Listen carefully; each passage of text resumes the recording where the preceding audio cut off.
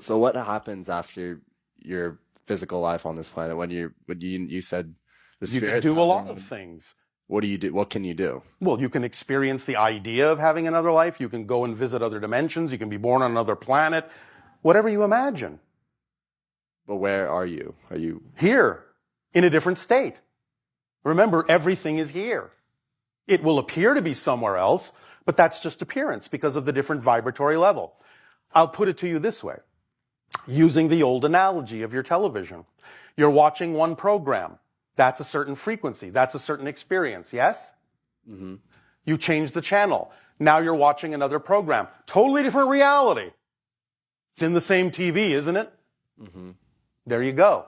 It's all in the same TV. It's all happening here and now, but it's on different frequencies. So when you're operating at a certain frequency, such as a certain non-physical reality frequency, it looks like, it appears like you're completely somewhere else. You're not. You're right here on a different frequency, having a different program. So can spirits communicate with one another, and do they have emotion? Of course they can. And more easily than you communicate.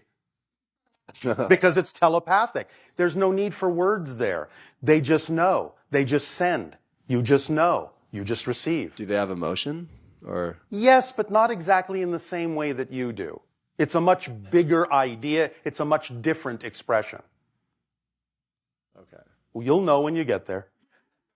You'll understand. The closest analogy maybe we can make is if you have a dream and the dream is very real, yes? Mm-hmm.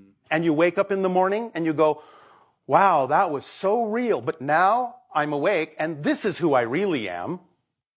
Death is similar. When you die, it's kind of like, oh, as real as that physical life was, that was a dream. This is who I really am. So the comparison is similar. Just as you can be very different in a dream, but it seems so real, and then you wake up and go, well, no, this is really me. It's a similar kind of shift, where now the physical life, though you hold on to the experience, seems like a dream and fades in a sense, and now you kind of wake up into your real self, and you go, oh, right, I remember, this is who I really am. So it's sort of a similar feeling. And now you can go off and do whatever you imagine you would like to do, just as you do in physical life.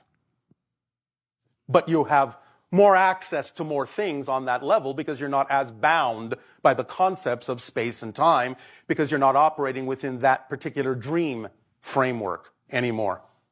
You're operating in another one that's more expanded by definition. Is the experience still an experience of continuity, similar to how we experience physical? It can be, but the point is it doesn't have to be. You can create a very continuous experience. You can shift things instantaneously. That's part of not having the same space-time lag in non-physical reality. If you want to imagine in non-physical reality that there's a huge mansion or a huge mountain in front of you, it will instantly appear. And you can interact with it as solidly as you interact with any solid object in physical reality. But as soon as you think you would like something else there and imagine something else there, no time lag. Bang! Something else is there, or you're somewhere else.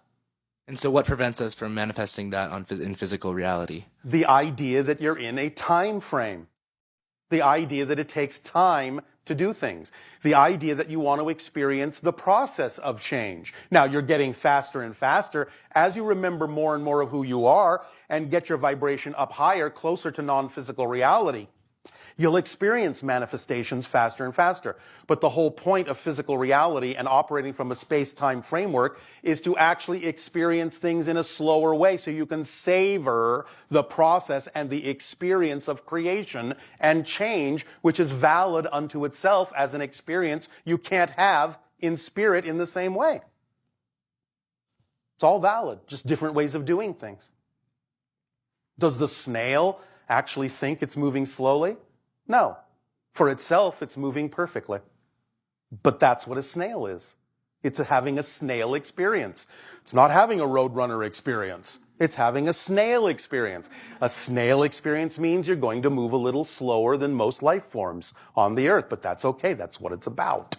So having a physical experience means you're going to experience some space and time. That's what it's about. It gives you time to appreciate things, time to savor things, time to learn, grow, change, discover yourself from a new perspective. If you only existed in a timeless state, nothing would change. You wouldn't grow. So you create this idea, you impose this idea on your consciousness of process, of change, of time and space. It's tools, it's the way you paint, it's colors on your palette.